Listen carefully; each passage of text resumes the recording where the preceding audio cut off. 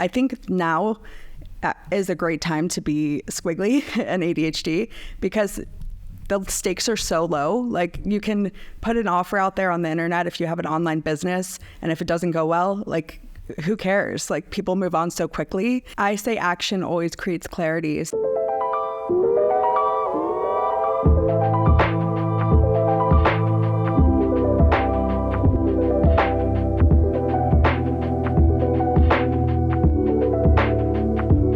You were diagnosed when you were 12 years old. So if you close your eyes and you think about 12-year-old Kelsey, what is that girl doing?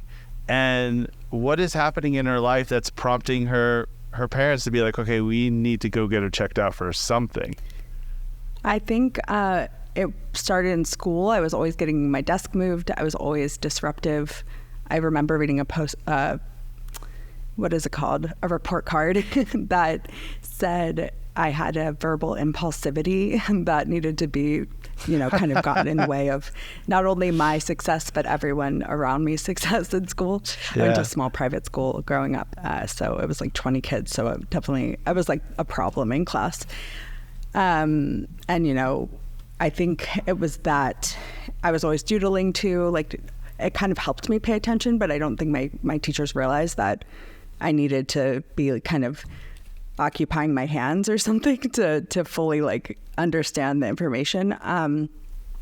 So I think my brother had been diagnosed because it was just like not really talked about for women as much, I don't think. When he was in second grade, his teachers were like, this kid needs medication. And so I think that was part of it, them being like, okay, well, we think Kelsey might have some of the same tendencies as well. And okay, so you're disruptive in class, you're getting moved around a lot. Your parents get you tested, finds out that you have ADHD. What's their reaction? What's the vibe? How are they kind of nurturing you or navigating that space, especially at a time where parents didn't really have the resources or know-how what to do? It's usually Ritalin and see you later, good luck. Yeah, I don't know if they really did much about it, to be honest. They were pretty anti-medication, so they didn't want to put me on medication. It wasn't really even discussed that much. It was just like, this is a thing. I think it helped me get extra time on the SATs, so that was part of it as well. I think that maybe was the main motivation, which that should say something about just the education and the situation in America, that was like the main motivator. But they never made me feel like there was something, even the verbal impulsivity stuff. It was never like, they were always usually on my side about it. And we're just like, well, that's just how you are and that's who you are. And like, I remember them actually talking to a teacher about it and just being like, look, that like, she's just going to talk in class, so maybe you need to figure out a better way to handle it than like shaming her or like moving her desk out of the classroom, because it would make me really embarrassed and upset and feel really shameful that I was always getting in trouble for talking. But it was an impulsivity, like I couldn't stop. So I think that was it. It was never really discussed, but I feel like I have really bad memory blocks. When I was little, I have honestly no idea what the discussion was, or my parents just didn't make a big deal out of it, and I never really thought about it since. Were your parents artists or creatives in any way? No, not really at all. My mom was a CPA. She's like, she's a Capricorn. She is, as type A as they come. So I think she used to get kind of annoyed with me, to be honest. She was always like, because I would kind of embarrass them sometimes. I would have foot and mouth, they would say, Kelsey, you're always blurting stuff out that you shouldn't be saying. I would just be like, go up to someone and be like, I don't know. They have this story that I went up to a kid in summer camp, and I was like, I had heard that his dad had passed away, and I was like, did your dad, this is horrible. But I didn't have a filter. I didn't understand. I was like, 11 or something. And I was like, did your dad pass away? And he was just like, yeah. And he got really upset. And I was just like, well, I didn't realize that what I was saying. I just was curious. And my parents are like I think I maybe had to come pick me up, and like someone talked to them about it, and they were like, Kelsey, why would you say that? I was just like, I just wanted to know like what happened, and you know, that kind of stuff, where they were just like, what is wrong with you, basically.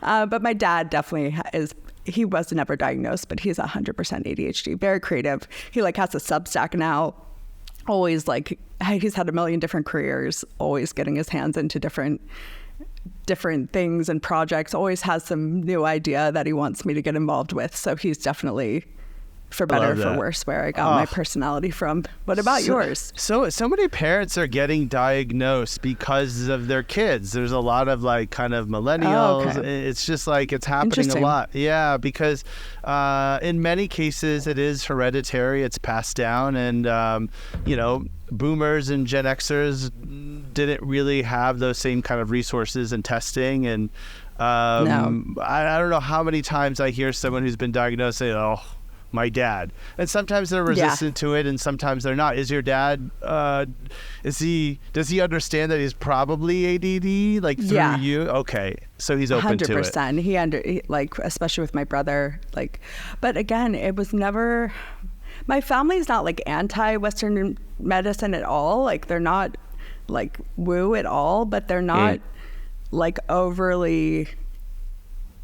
I just think they're like, you are who you are, and like, why try to make a big deal out of it or something? Well, I mean, the stigma, you know, for some cultures and people, the stigma is really great, and they just try to cover it, mask it, bury it. I find that parents that tend to be a little bit more creative and artistic seem to be flexible with what it means and how to manage it, and that often can manifest in positive ways as you grow up. I mean, one of the things I realized, because I would also blurt out things that were inappropriate, and I think that transformed into realizing that it was almost like a dopamine hit, because the more kind of outrageous I would say something, the bigger the reaction from other people would be. Totally. And of course, that gets you in trouble. Shitster. Yeah. It gets you in trouble, gets you fired, gets you all the things. And then you, at some point, you got to figure out how to manage that so you're not losing friends and income. Yeah, exactly. Because of it. Yeah, definitely. It definitely shows up in unhealthy ways, I think, for my dad as well. But he's so boomer, like he'll never seek help or have more introspection about it. He's just always going to be who he is. And he's always been an entrepreneur. He's never kind of fit into the like traditional role of society, I would say. And I think the things that he has done well in life are also a direct result of his personality and the way that his brain works. And it's so good to get that diagnosis, though, because one of the things I read a few years ago is that there's often a misdiagnosis of dementia for older people who weren't diagnosed with ADHD. So if you were someone who always lost your keys or always forgot stuff, and you were never diagnosed, and then all of a sudden you're 75, 80, and you're losing these things, people are just like, oh, it's dementia. Right. So oh my gosh, that reminded me of when I was little. I would lose everything. I've lost laptops, I've lost keys, I've lost money, everything. That was like the joke growing up, is like, Kelsey's gonna lose it, don't give it to Kelsey, or something like that. So yeah, and I still do a lot. I like never know where my phone is. I never know where my keys are. So that's interesting that's also, I do want to get diagnosed as an adult. I'd love to kind of explore what that means and how it is. And I just I guess I haven't made it a priority, but it's good having this conversation, being like, I probably should get diagnosed, so at least I can understand that it is the way my brain works, and not just because I'm a mess or whatever. And it does, it changes. The way your ADHD presents itself as a 12-year-old, and the structure and scaffolding of, school and home is very different when you're an adult and you have your own job and you have kids and your priorities change. And that's the thing. One of the things I always stress when I'm mentoring or coaching people who have ADHD is never hold on too tightly to any one idea about yourself. because it's always evolving. And oftentimes I see people get stuck, especially with social media, because you're just inundated with like, here's all the things I can't do. Here's all the ways ADHD holds me back. And it's kind of like seasons or era. Things are going to change and evolve as time goes on. Having a partner, for example, who's super clean and organized versus living by yourself who doesn't, your challenges are going to change along the way. Yeah. When you left home, so you graduate school and you're finally on your own, do you find it a struggle? Like, those kind of early days, that transition where you don't have the structure of school or home and you're kind of in the workforce? I did, yeah. I found it really hard. In college, I guess because you had a schedule, I find when there's like routine and schedule, I figure it out, but it's hard for me to stay consistent with it. I think going to university was definitely a bit of a struggle. I mean, I did well, I think, because I was an English major. I was really interested in my subject, and I've always made friends really easily, and I feel like half of college is just about belonging and fitting in. So that I've never really found a problem with that. But yeah, I found just like taking care, self-care. Like I didn't have just like the life skills that a lot of other kids had, where they like knew how to cook for themselves and they kept their rooms tidy and they did laundry consistently. And my brother growing up would always be like, Kelsey just sleeps on a pile of clothes. That was like the family joke. And I think in college it was really like, I was just messy. I think I've always been a terrible roommate, like my roommates have always just been like, and I know I'm the problem. It's me. Like, I just never have my stuff together. My poor husband. I never have my stuff together to like, or I haven't in the past to, it's just, I'm never the first one to pick up the broom, and I'm never I'll leave my things in the sink and just be absent-minded about stuff. You're the one where the roommate where you have to take the dirty dish out of the sink and put it on your bed for you to realize it's come clean your own dishes. Yes, exactly. Totally. Yeah.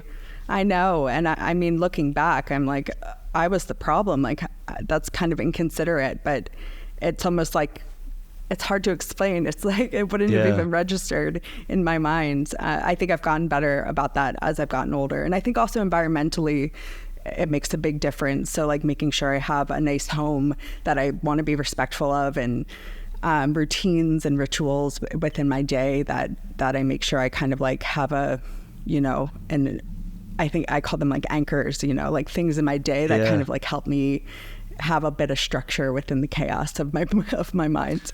So describe your ADHD today. On one side of the spectrum, what are ways that it helps you? You find that you can tap into it. It makes you successful at what you do. I just see it as such a superpower today because it helps me take action just in a really easy. I'm never like ruminating. I'm always like, okay, next. And so as an entrepreneur, as someone who has my own brand and business, I find it so helpful because I'm not one of those people that's like trying to perfect something in the background and then never shipping anything.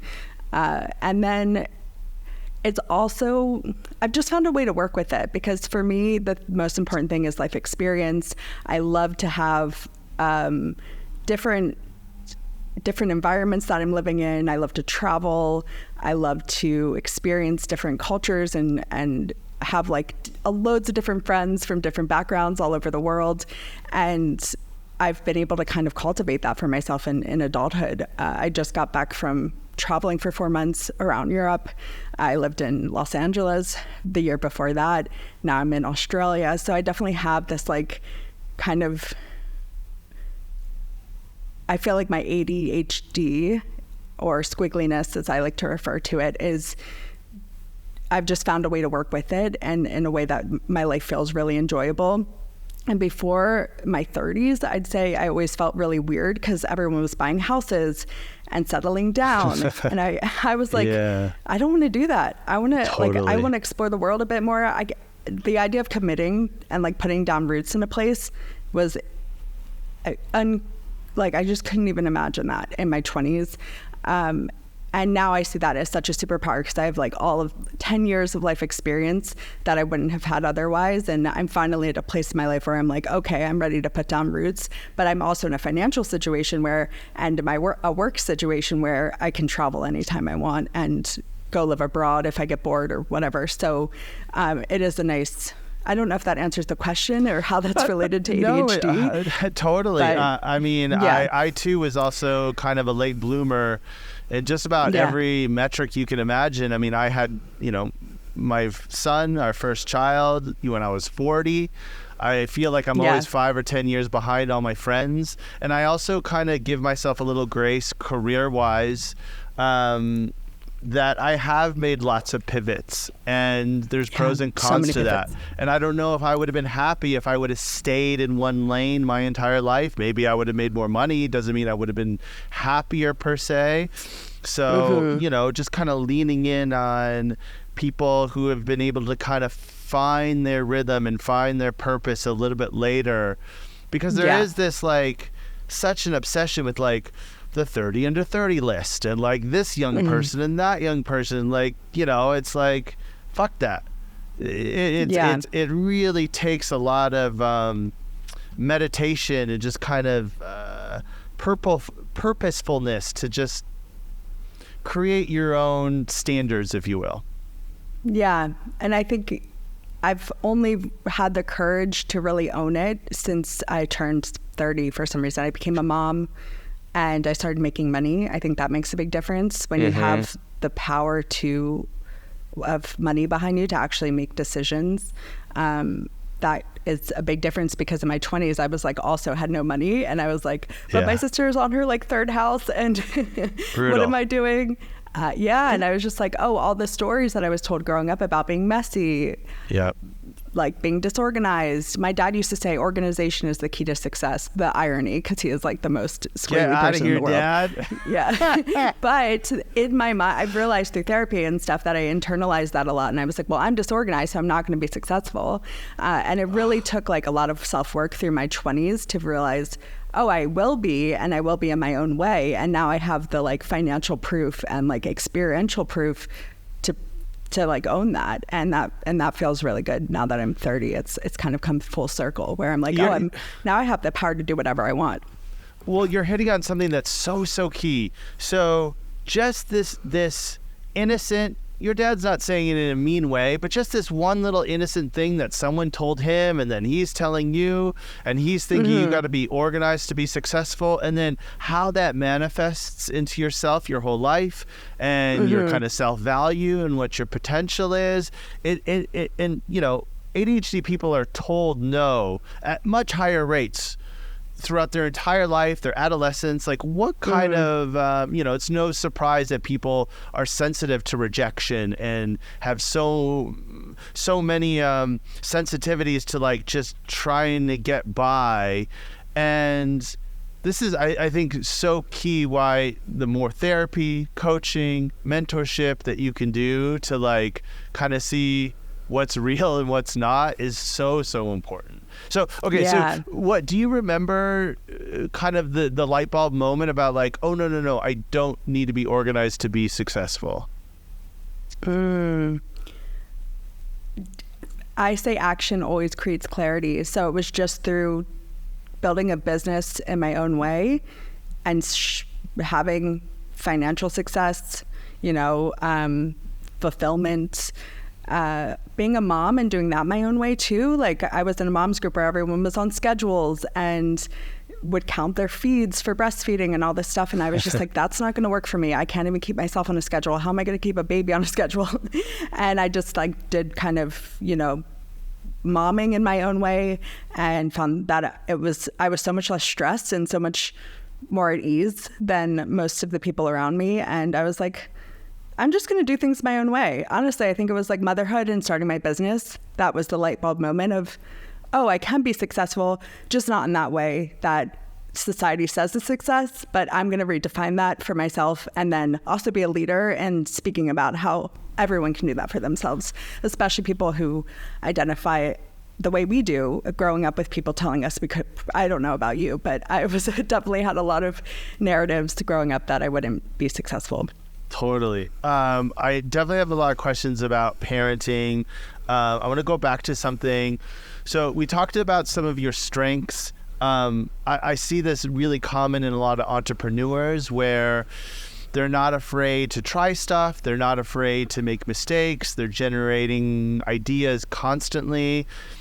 Talk about your business success and how you approach it without fear and just trying stuff and knowing that a lot of what you're going to try is going to fail, and you do that in order to learn. Yeah, that's such a good way to put it. I'm always, like I said, action creates clarity as a mantra for me. I think what you touched on before is having mentorship and coaching has also been a massive help, because when I started, I didn't have that confidence. I didn't even want to get on camera. I found social media really scary, but it was cultivated through just taking action and doing it, almost like, what is that therapy, when exposure therapy or something? Mm-hmm, sure. If you just kind of repeat and do it and put yourself out there, but also always got myself support from people who had done it before. So whether it was like official coaching where it was like a very expensive situation, or if it was like peer-to-peer, or looking for people who, like Puno, who I think you said that you've interviewed, people like her, and seeing her do it and being like, well, she's doing it different, right? So just giving myself a lot of evidence through action that I could do it. And then when I did fail, or when things didn't go well, just like kind of dusting myself off and trying again, and realizing that we actually have I think now is a great time to be squiggly and ADHD, because the stakes are so low. Like, you can put an offer out there on the internet if you have an online business, and if it doesn't go well, like, who cares? Like, people move on so quickly. So it's also, I feel like you can be so experimental with social media, and the stakes feel very low if things don't go well. Yeah. And I don't know if you feel that way. Oh, I'm getting more comfortable with failing, for sure. And I'm leaning into the fact that, like, the proof is very clear. When you sit and you ruminate on something for 3 months versus just do it and execute it imperfectly and just kind of living a life, 80% is my magic number. I try and do everything 80%. I like that. Whether it's getting good sleep 80% of the time. That gives me 20% to get crappy sleep and go out with my friends and stay up late to watch a movie.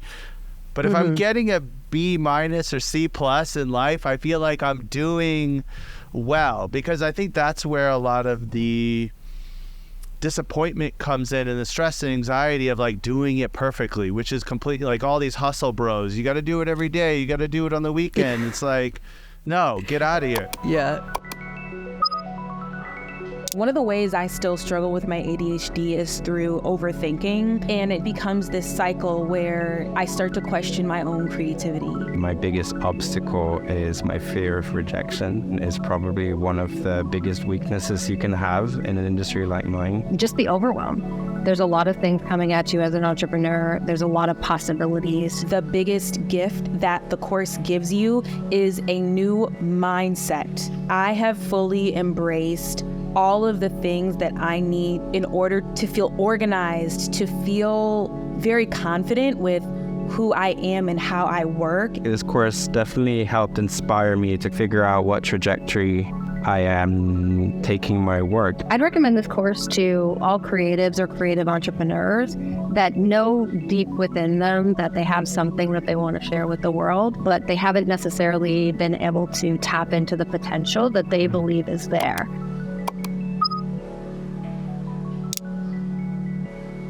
So what are some of the tools and techniques that you use? Ritual for sure, which has been hard because I've been traveling a lot. So I'm kind of getting back into the swing of things.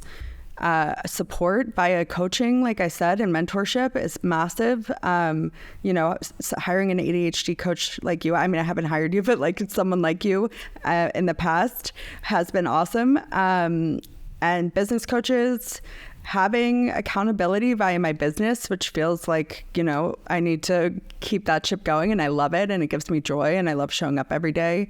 And then, like I said, I have anchors in my day. So in the morning, I'll usually do the morning pages. now I've been going on swims in the morning in Australia. And then at night I have like kind of put your phone away, have dinner, wind down, put Neil to sleep. I think it helps being a mom too, because you just like have to kind of stop at a certain point and you have to think ahead a certain amount. But it's something I struggle with, honestly. I feel like my consistency isn't great, but I just don't think it's so bad that I need to like medicate it, because I'm worried. I guess I'm worried if I did take medicine, it would, and maybe this isn't true, you can tell me, it would maybe take away some of those things that do make it great. And I'd rather find a way to work with it and live with it. I don't give medical advice. All I do is tell my story, and everyone's got to figure it out for themselves. I recommend people trying everything. Obviously, consult with your doctor first, just so you have a point of reference.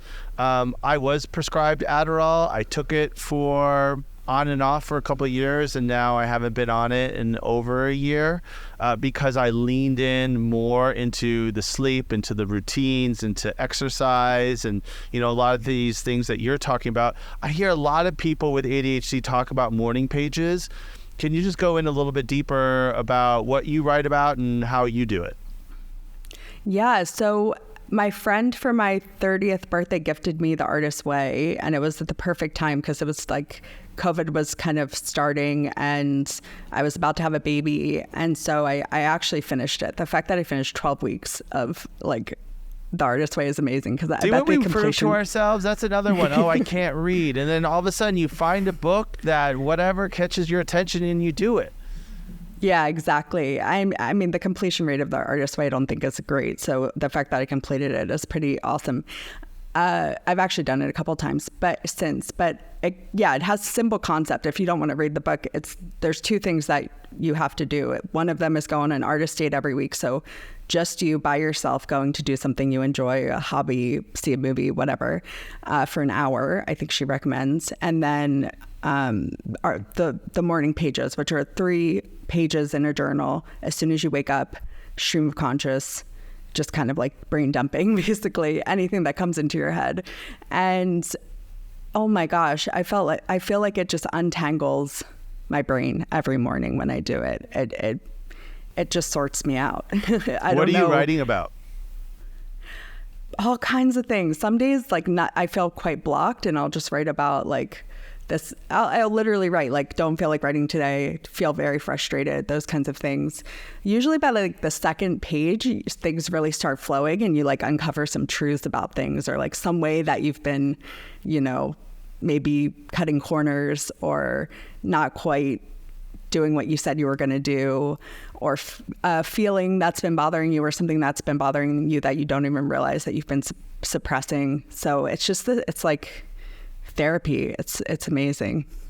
One of the things, and if the idea of writing a couple pages is intimidating for someone, you can start small. And this is like, for example, a misconception I hear often around meditation. People with ADHD think and have been told that they cannot meditate. And I can tell you that is unequivocally incorrect. Like, you 100% can meditate. Just like saying if you've never run a marathon, well, yeah, if you get up tomorrow and try and run 20 plus miles, you're probably going to kill yourself. Exactly. It's a muscle. It is. A writing prompt that I've been using in the last couple of weeks is really simple. It takes 5 minutes, and it's a good way to kind of transition into those longer morning pages ones. But I start by writing out 5 gratitudes, then what my plans are for the day, any fears or resentments that I might be holding, things to watch out for in the day, like an emotional snag or, some kind of, hiccup that I can try and avoid or anticipate, and then things to strive for. And I love that. Again, it's 5 minutes. It doesn't take long. It's very short, but more times than not, I tend to want to write more. Just ADHD is all about momentum. Momentum is magic, and if you can just open that door and take that first step, and whatever you can do to kind of get going, you'd be surprised where you end up. Because we're good at like tunnels. We're good at like falling deep into certain things once we're there. Yeah. Ooh, I was just going to add to that. Something that I have to have I will not do my morning pages unless I have a dedicated space set up for it. So in my new house, I basically, and everywhere I've ever been, I have like a meditation pillow. I have like my incense that I love. I have like a little corner set up for this particular purpose. And I find that really mitigates that like feeling in between where you're like, I don't want to do this because that comes up a lot. And then you'll just distract yourself, you'll scroll, but you just know you have to like go sit there. Your journal's already there. You light your incense and then you start. And that's the only reason I'll do it. If I don't have that set up, I always just scroll and do something else. You know, I'm really a firm believer in the years that I was diagnosed as a kid. I was like 11, and then diagnosed again as an adult about 5-6 years ago. And then especially since I started working with creatives with ADHD more and more, there's a clear bucket of like creatives or ADHDers, people with ADHD who have a clear understanding of their needs and their values. Once that is one of the best filters for you to kind of figure out what your purpose is and also avoid the distractions so you can stay productive and focus on the thing that you want to be doing. And that's something that I'm hearing from you. It sounds like some of your needs are alone time, meditation time, some type of physical movement, right? Are there other needs that you feel you kind of have to have in the fabric of your day-to-day life? Social time. I'm like such a social girly. So I think, you know, I've just moved to a small town in Australia where my husband's from, and he has lots of friends, but I don't. So I'm making it a real priority to kind of join little groups or classes, workout classes, hopefully meet people through my son's school that we're going to enroll him in. Because I think that's big for me, is being social. And then what about some of your values? I know you integrate that in the work that you do. Yeah, I think a big value for me is belonging. I think when you have ADHD, it can feel, or squiggliness or whatever you want to call it, it can feel quite isolating growing up. It can feel like you're a bit of a problem. And I was always a bit of the black sheep of my family. I'm the only one of 4 kids that moved away, that's traveled all around the world, that has like just not settled down. I kind of might be finally doing that now. But so I think I've created this world online where I really want people who identify as ADHD or squiggly to feel like they can do things in their own way, and to feel like they can belong somewhere and be heard and be included, and that they're not weird, and that they can be successful as they are. So I think that's like the biggest one is this sense of belonging, and obviously creativity is a massive one. Fun is a big one. I want work to feel fun. I want life to feel fun. Experience, I think I value that over everything else. I would always rather travel than, you know, have some sort of like have the traditional markers of success. And I think that's something my parents really instilled in me, was how important experience is. So I'd say those are the top of mind ones, but maybe I need to do some value exploration for this year now that I'm kind of settled in a new place. Okay, so let's talk about ADHD and being a parent. Yes. It's the only relationship in our lives where it's the most abusive relationship that we're in, having a toddler. I have a toddler as well. How old? He's 3.5. Oh, same. And, when was he born? 2020. May 2020. Oh, okay, same. Yeah, Neil's May 2020. I think we talked about this actually. Yeah. So he was born on the 22nd. Yeah. So same exact age. Yep. That's right. So I always describe like having a toddler as like, imagine having a coworker who's like super abusive that you can't report to HR, but you would protect with your life and kill anyone who tries to hurt them. That's being having a toddler. But yeah, it's a fun age too, the 3.5. Okay, this is one thing that I've realized with life and with ADHD, and I only realized this after having a kid. We often feel like life is going to start just around the corner once everything kind of like sorts itself out. And that moment never comes. And the reality is you have to learn to hold two competing contradictions at the same time. Like, I love my kid and then he drives me nuts. There's nothing that is worse for ADD than having a toddler, just having something that's screaming and taking away your attention at every second. Running in and interrupting you when you're in a flow state all the time. Constantly. Yeah. And that's just kind of life. And then also getting older, you have to hold two things. That I'm having these amazing moments with my son, but then my mom is having heart surgery on the other side of the country. And it's like so much of ADHD is holding on to these contradictions at the same time and learning to kind of navigate through those. Talk about how you approach parenting as someone with ADHD and what you do to just, get through the day. Yeah, it's an interesting phase right now because he's a toddler. He's not in school because we've just been traveling all around. And he's kind of just, he's a handful. My husband isn't working at the moment because he took off when we were traveling, and he's going to get back into work once we get Neil into school here. So he's a big help because he's not working.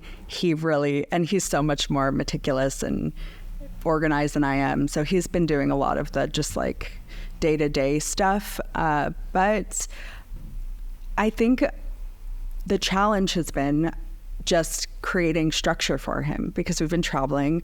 I'm not a structural person in general. So it can be really hard when, a lot of parents around, and a lot of the advice you read is, you have to keep them on the same schedule every day, or it's not good for them, and kids need consistency. And I think disciplining can be hard for me because I'm also kind of like, well, we didn't set the right cadence for the day. So of course he's going to be having a meltdown at, 1 p.m. when he hasn't napped yet or whatever. So I think it can be really challenging. I think the good side of it is that we do have a lot of flexibility. He's traveled all around the world as a 3-year-old and has just been like such a trooper. He's always been such an easy kid because he just goes with the flow. He's not like going to have a meltdown if things aren't exactly when they're supposed to be. And we have a lot of fun with him. We won't turn down a social event because it's his nap time, and we'll let him stay up a little. We don't sweat that kind of stuff, which makes for a much more enjoyable, I feel like, parenthood experience. I see a lot of parents in my life, in my family, really stressing themselves out a lot because they just live life on such a regimental schedule, and they live their lives around their kids' schedule, whereas Neil's always kind of fallen into our schedule, if that makes sense. Yeah, totally. It's really hard to find the nuance between holding boundaries and being flexible. I feel like that is that's probably the hardest thing. Okay, so you have ADHD, you're a parent of a toddler, you're a solopreneur. How do you manage those three things at the same time? Well, definitely support. My husband's been a massive help during all these transitions. And I have things in my business that help it. Just I do right now I've been doing 2024 and quarterly planning.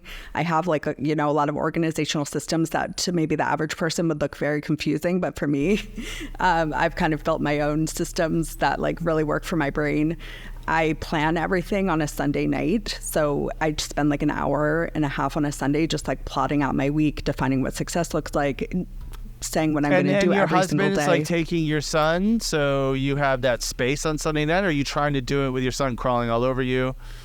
Usually I'll do it during his nap time, or I'll do it after he goes to bed. My husband will help out for sure. So I definitely have a lot of support, and B, these structures within my business that help me stay on track. I think giving yourself deadlines is really important. That's been one of the best things for me.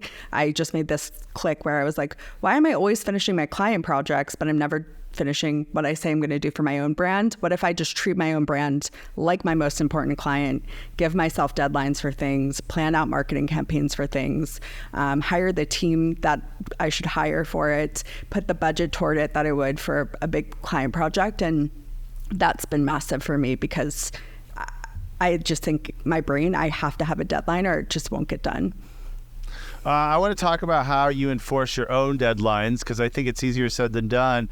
But just quickly before we move on from the parenting stuff, what advice do you give to someone who has ADHD and is about to have kids, or maybe thinking about, has a young one?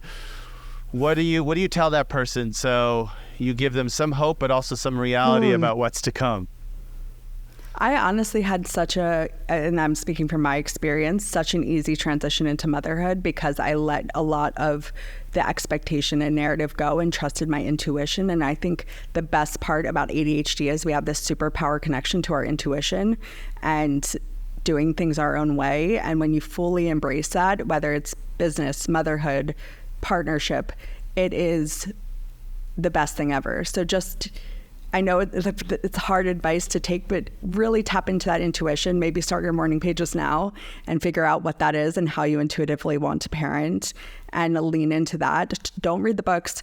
Don't listen to the people who are telling you if you don't have a schedule, you're ruining their lives, or you can't feed them to sleep, or what. Like, do whatever you want to do, and know that's going to be right for you and your child. That's the advice that I would give. I would also add to that. There's a lot of really good research and data that shows community is so important.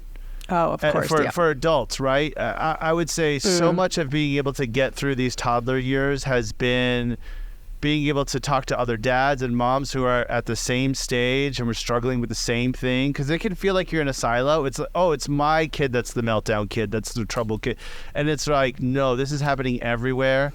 Everyone's stressed out. Everyone's trying to figure it out. And you can only do that by prioritizing your adult friendships who also have kids at these stages. I feel like that's really been kind of crucial the last few years for me. That's such a good point. Australia has this amazing thing where as soon as you have a baby, the government puts you in a WhatsApp group with everyone who's had a baby within 2 weeks of you in your area. What? And then, it's amazing. So when I had Neil, I was living in Bondi. It was like May 2020, you were there. So it was, you weren't there with the baby, but you were in that time having a baby. That's right.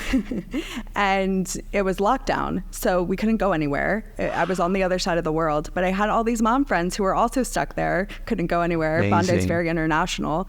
And we would just go get coffees, meet up. And there are some of my closest friends now, a couple of moms from that group. So it has a flip side though, where sometimes it's you compare yourself and you hear what they're doing and you're like, am I doing this right? So that's where I think my advice of making sure you're just tapped into your tuition is great, but definitely having that community is amazing. And Australia really does it right in that respect.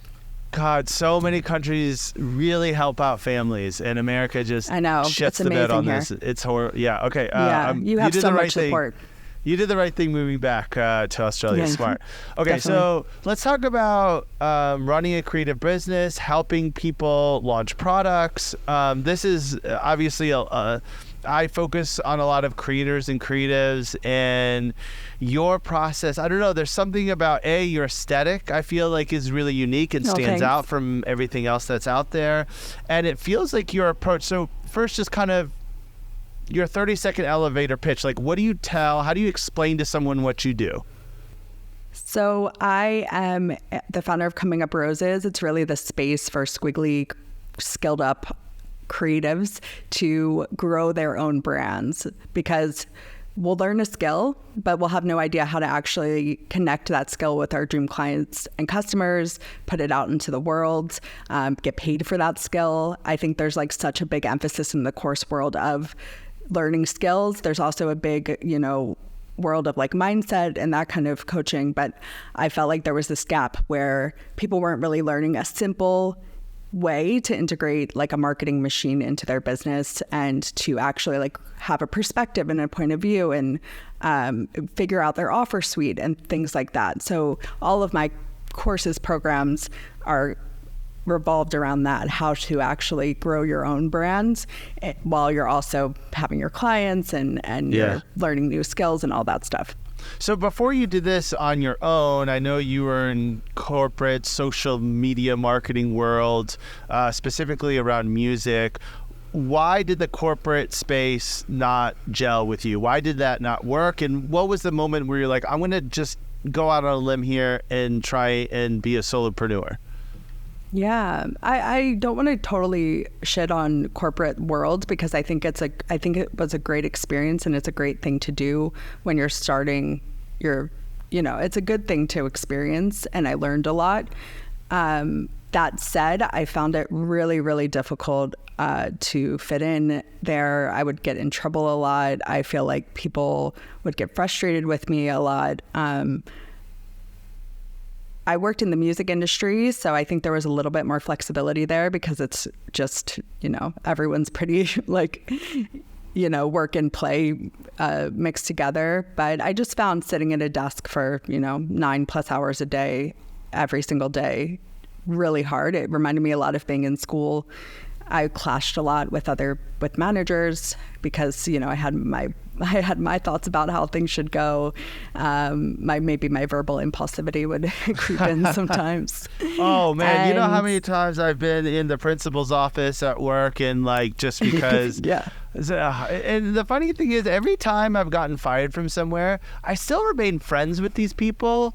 It's never been it's never been, I don't know, super like toxic a bridge of a fight. Yeah, it's never bridge burn. Exactly. It's always just we are not jiving. The energy is not there. And it's oftentimes because we're very bullish on what our idea and expectation of something is. Yeah, I think that's part of it for sure. I also think I would get frustrated because maybe I would take a lot on. Because maybe I had so many ideas. I'd be like, well, we're not doing this. We should try this. And then I would almost get resentful because I'd be like, I'm doing so much extra work. And, right. Relationships were hard with a lot of managers and things like that. So I always found it hard. But the social skills of it, I didn't have a mentor in that regard growing up. No one taught me how to speak to your boss or how to manage up. It was just my ego. I was butthurt about an idea that got rejected, and I was really poor at navigating that space. And so everything that I learned was trial and error. Hopefully people can learn from us and not, go through the same headaches that we went through. So you transition. Correct me if I'm wrong, but I think you've been pretty honest and straightforward about how much money you make on your socials, right? Yeah, I'm pretty transparent about it only because I feel like it's nice for people to see what's possible, I guess. Because when I started, I was just like, how does that work? And how do you make money in this? And what can you do? So I want to make sure people kind of see the results of growing your own way. So can you tell me kind of where you are today and, how long it took to get there from when you started going solo? Yeah. So my first year in business, I had just hit $100,000. I was running a creative studio where I was building websites and brands for service providers, coaches, creators. Second year of business, I started integrating some, workshops and courses into my brand that were more scalable. And I hit $450K. And then this year I was at 470, and that's revenue, so I think my profit margin is okay, are these 40%. numbers extraordinarily big? Are you a unicorn? Because here's the thing, and honestly, well, because when we talk about the hustle bros and Twitter culture, which I'm not on Twitter anymore, but everything was oh, you can get 1 million MRR in 1 month just downloading this thing, and I'm always very skeptical of those things. So is it, because here's another thing that I find really fascinating about you is you don't have a large audience compared to the revenue that I'm hearing. You're doing it with a much smaller niche. It's not weird. I think it's freaking rad.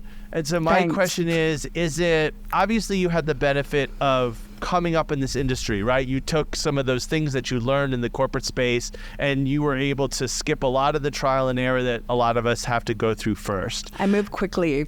So I think that's part of it is I'm kind of I ship things quickly and I do a lot of launching. So that's kind of how I bring in big sums of money at once is launching my programs and my courses. So you basically get a large amount of people buying something at one time.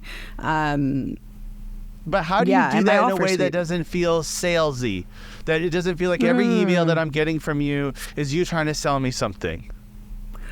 Honestly, I'm just being myself. So I am being salesy, right? Because I'm selling something, but I'm not like, and I am using sales tactics, a lot of the same sales tactics I learned working at Golden Voice, which was a, concert promotion company. When we would put a concert or a tour up for sale, it would be a pre-sale price and like a waitlist only price, and there would be a big campaign around a tour. So I'm using those same concepts but for my own business. But why does it not feel gross when I see you do it or I get an email from you? It doesn't feel as icky as maybe some of the other stuff that people are trying to sell me.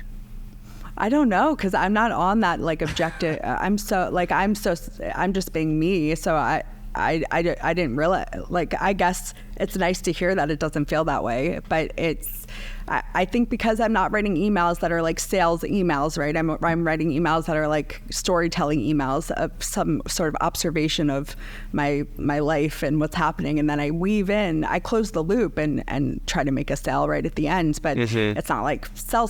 I really put like myself and my personality and my point of view before trying to make a sale. I've tried to cultivate a community of like-minded people, and I try to serve them before I'm trying to sell them anything. So I try to put really helpful content out there.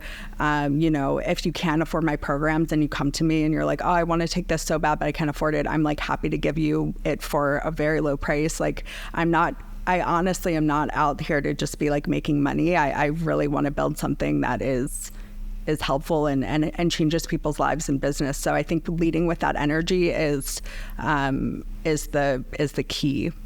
And okay, so you have about 11K on Instagram. Are there any other socials or newsletters where what Newsletter. Newsletter is a big one. I have 4. I think now that the clean list number is around 4,500 people, which is quite significant, I think, and that converts really high. But I have a kind of a whole launch process where I warm people up with the newsletters and with free content, workshops, and then I'll, kind of go into a pre-sale and an on-sale. I have amazing sales pages that I think are really great. And I have amazing social proof because so many people have taken my programs and then gone on to make lots and lots of money in their own businesses. So I think that's like a kind of a winning combo. Yeah, so let me ask you this. How can someone identify if the product that they're trying to sell sucks or it's just the sales funnel part of it? How can you identify between the two? So I always say it's usually not the product. It's usually like an audience and offer alignment issue. So if you're not having sales, it's rarely about whatever you're selling. It's more about how, like, whoever you're selling it to isn't aligned with that product. So how do you make them more aligned? You do things like put content out that's super aligned to the person that you want to be buying your product. You do a launch. So I would like almost beta launch whatever your product is, and then like try to get people to try to get a few people through the program and get some feedback. Doing your newsletter, that you kind of have to cultivate a bit of an audience that is aligned with what you're putting out there and your point of view. One of the things I saw you post I really appreciate, you're like, the problem is you don't need more IG story views. Views, I think there's a sense in what we do, and probably Meta and TikTok want us to think it's about views, so we spend the money to buy the ads. How is it that you've been able to make a career, make a lot of money, but do it in a way where you don't have 1 million followers? Yeah, I think it's not about views. It's more about the engaged people. So I have people who literally buy every single thing that I put out because they're so invested in the way that I teach and the way that, and my brand, I guess. And so I have we're actually building something out this year that's kind of like our brand advocates like dashboard, where I'm going to kind of like reward certain people who have like bought everything and invested a lot into my brand, and they talk about me and they post about me and they tell their friends about me, and they have affiliate links where they sign people up for my program. So it's really about like cultivating engaged people who are invested, a community, I guess is the best way to put it, versus So do you have like a Discord game. Or are you doing like a circle community, Mighty Networks or something? When you talk about community, is it just your interaction through email and socials, or is there like social a place? media, email, DMs are massive. I talk to people on DMs like all day. And then, so for my programs, I have groups where we kind of talk and we share and we connect, and I'm just always happy to help people. If someone sends me a DM and is like, hey, will you like quickly look at this like launch thing or whatever, I'm just like more than happy to jump in and have a look, because I find it fun and I want them to feel supported. And I think that kind of energy, the energy of generosity will always come back. It's like probably, I honestly believe that. So if you approach it with a spirit of generosity, that generosity will come back to you. So do me a favor, let's kind of go through like a mock year. What is a mock year? Like if I'm trying to launch a new product, by the way, I really love these private podcasts that you're doing. I think I think it's really cool. It's really clever. It's very niche. My first job was in radio, so this is the medium that I love and I'm the most comfortable with.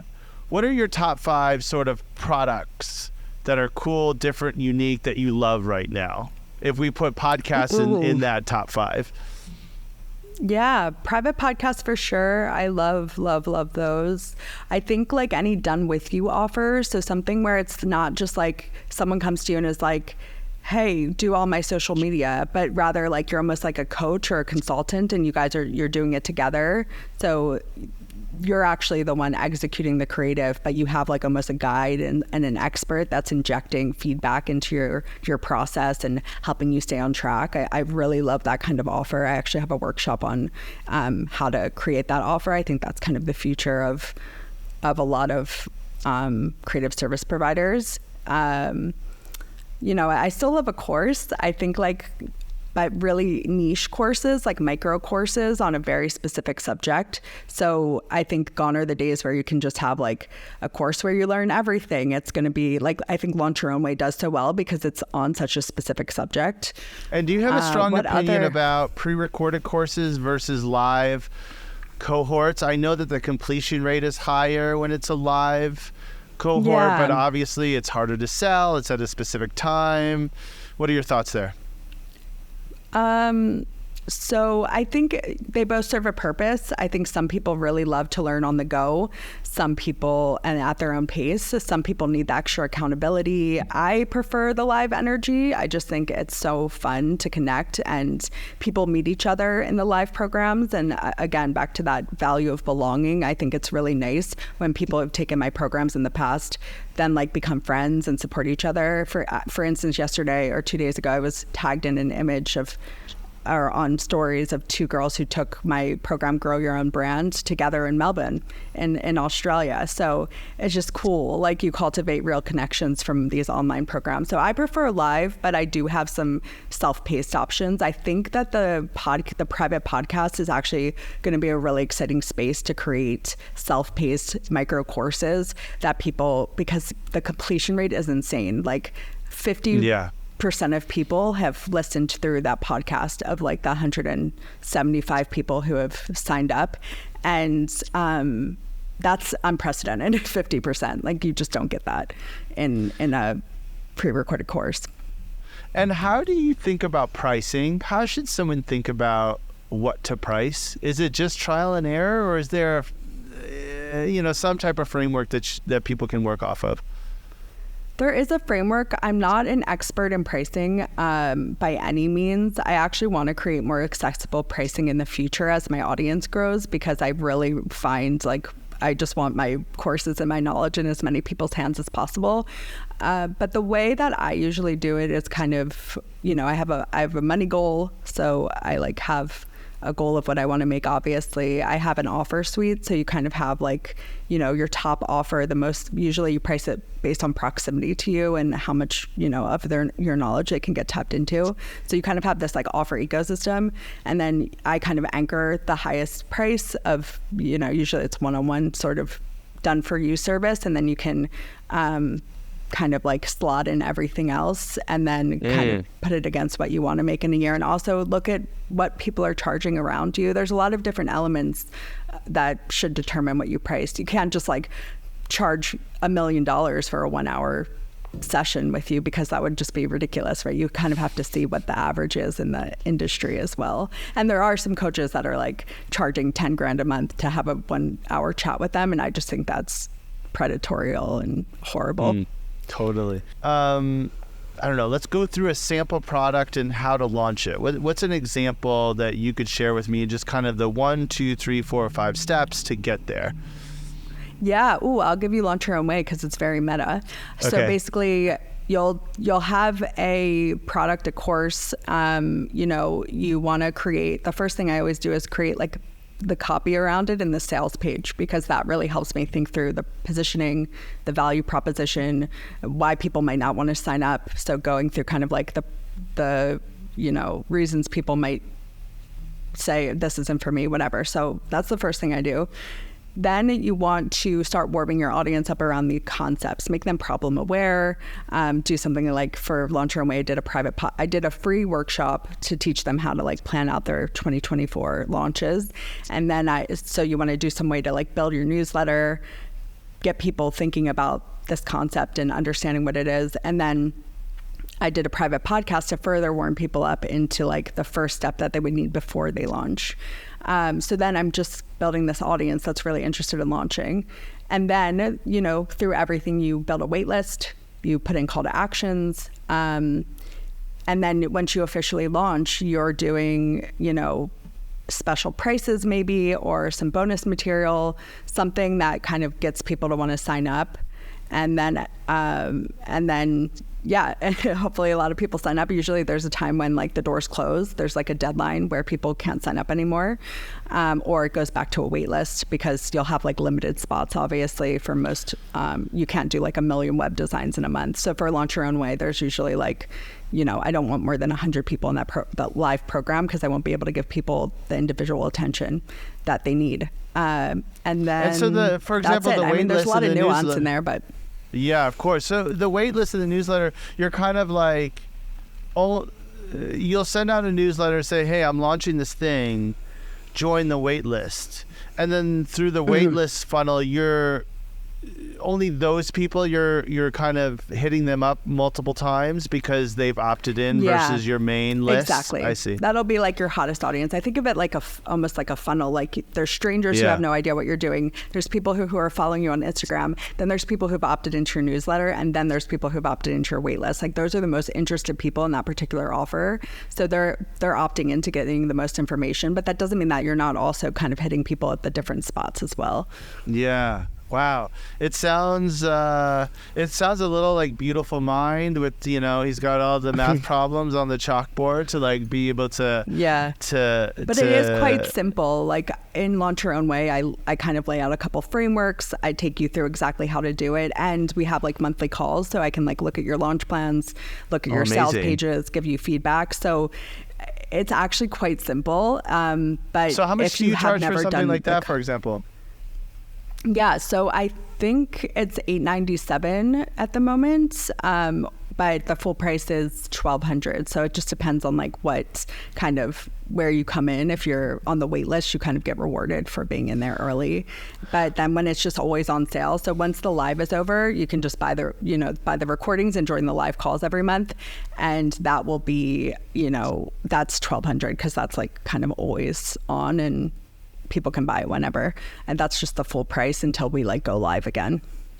All right, let's do a couple audience questions. Let's hear what people in your world want to know. What's the first question? Yes.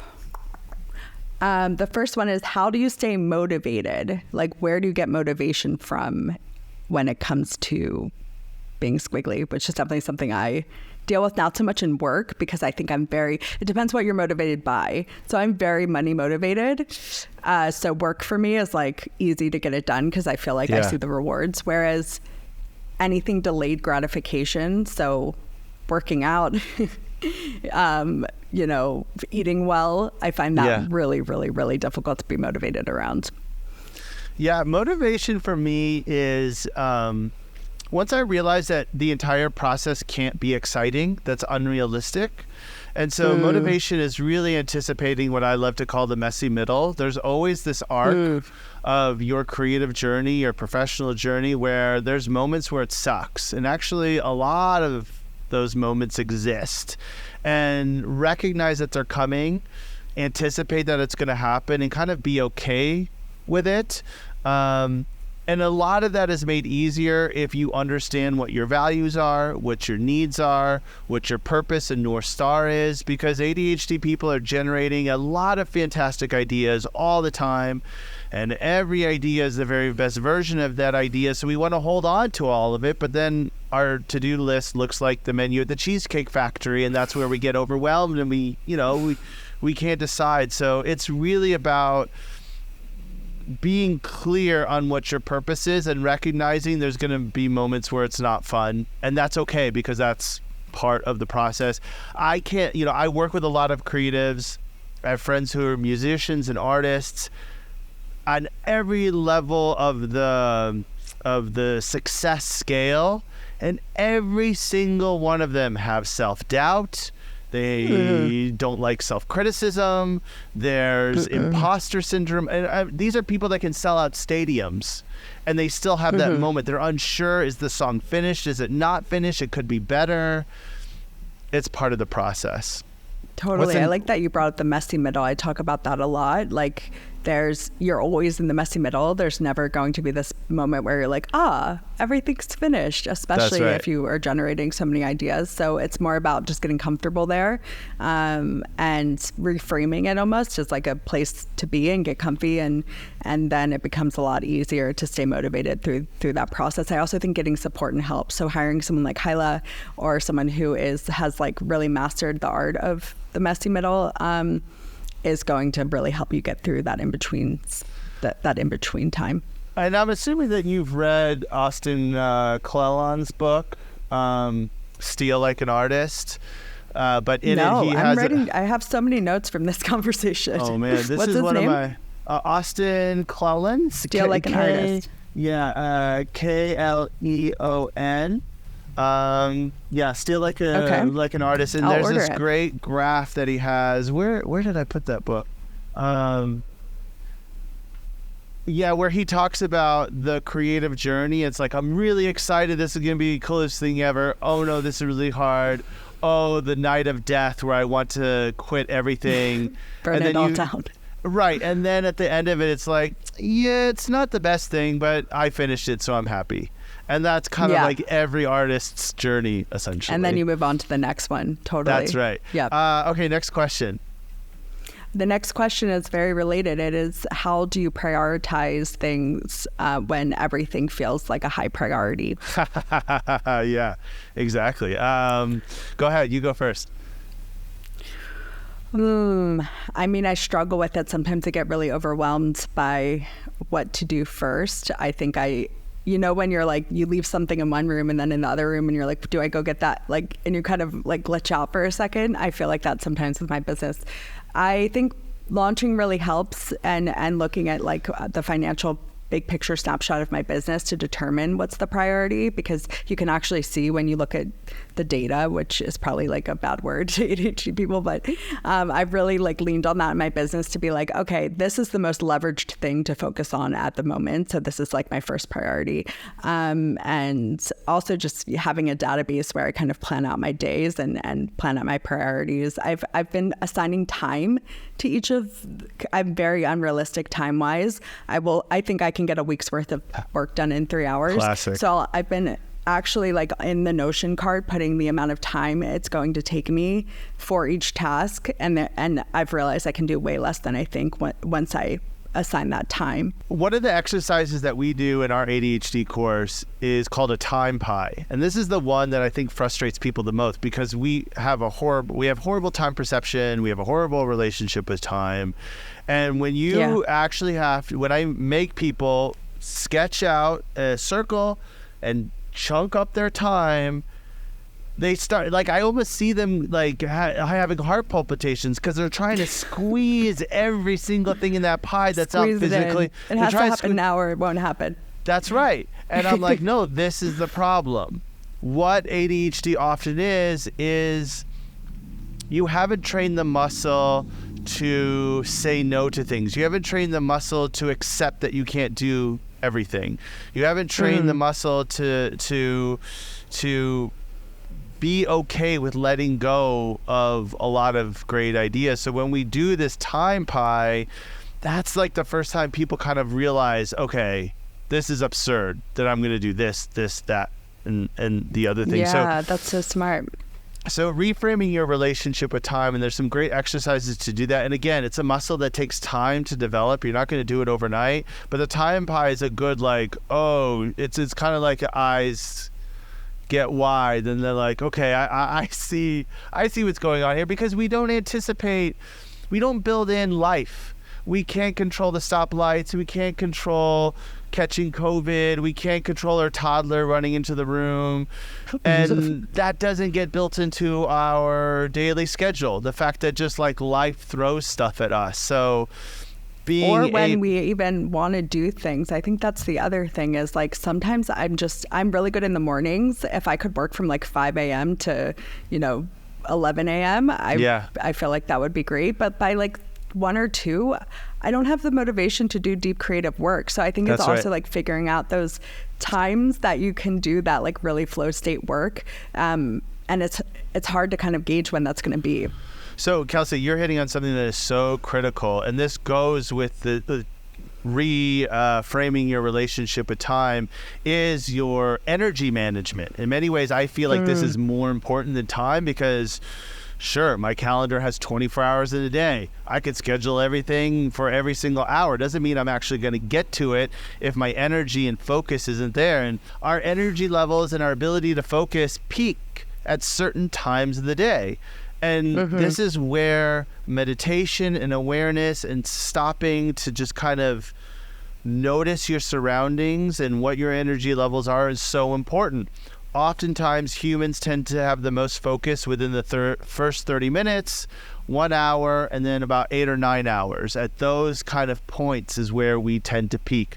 Again, sleep, diet, exercise, all impact that. But really knowing and noticing your body is the difference between flowing with the current and flowing against the current. I relate to that so much. It's like, it's really working in the times that are best for you. And that's where I think it can either be a really horrible side of owning your own business, or it can be such a superpower if you're aware of when you work the best, because you can get so much done in a couple of really flow statey hours. I leave my admin for the afternoon. Okay, quickly before we go, what are some specific like software apps that you use that help you get through your day? Notion is my best friend. I have a dashboard where I keep track of everything. And then I have something called Airtable, and that's where I was talking about knowing the data. I kind of have all of my KPIs tracking in there. I have my financial forecasting in there. So just having a snapshot of my business in a more meta way is really helpful for when I make those micro decisions. And then I think that's about it. Oh, Zapier and Flowdesk are really awesome too. So I have Zapier, which basically is like speaks between programs, so it like kind of creates automations in my business. And I have Flowdesk, which is where I send all my newsletters and my workflows and things like that, which I don't think I could do without. I think that's the main thing. I have like loads of other ones, but those are my faves. I love it. Yeah. Notion comes up. What about you? All the time. Yeah, I'm definitely a Notion person. I try to be very conscious about the relationship between analog and digital. I find that the more digital I am, it just means I'm going to be more distracted. It's more likely for me to get pulled into an app. That's I also a good find point, actually. that people who are always downloading the new app are oftentimes just kind of escaping the hard work that just needs to be done. That they think some app is going to rescue them or relieve them from that. And so, Notion for sure when it comes to like longer project stuff. But honestly, good old pen and paper is my life force. So yeah, I'm a pen and paper girl too. I just did like all of my 2024 planning. Okay. Here. Nice. And then I kind of like put it into an organized thing, but I have to do this, which is like atrocious, you know? Like, no. What even is that? Oh, whiteboards. But that's how I plan. Whiteboards are the best. Yeah. And like also, you know, I have fun with it. I spend a premium on super nice stationery from Japan. Ooh. That, you know, is grid, and I Drop like the link. really nice pencils and pens, and so that's kind of like too. my dopamine hit is to, you the know. aesthetics of it matter a lot to me, like different colors and things like that, for sure. Well, when you have a really nice notebook or pen, it kind of forces you to like treat it nicely. So I'm not just like going to town scribbling. I'm kind of being very discerning about what I'm writing down. So it's also kind of like a filter, or so I tell myself, so I can justify to my wife that I just spent $35 on a notebook. Here's my notes from today's conversation. Oh, that's great. It's a work of art. That's what that is. But, you know, it makes sense to me. So. And one of the things I strongly encourage everyone to do is like, take whatever system exists out there, but mold it into what works for you. So almost everything 100%. That I use is just modified for me. It's just a base, a starting point. And so don't feel discouraged that that person's doing it and you're not, because you got to figure out your own system. And that's where the trial and error, the experimenting, move fast, break things come into play. Yeah, I love that. That's a great note to end on. Thank you so much for having me. This was such a great convo. Kelsey, you're the best. This has been so great. I've learned so much. Do you know someone who would enjoy this conversation?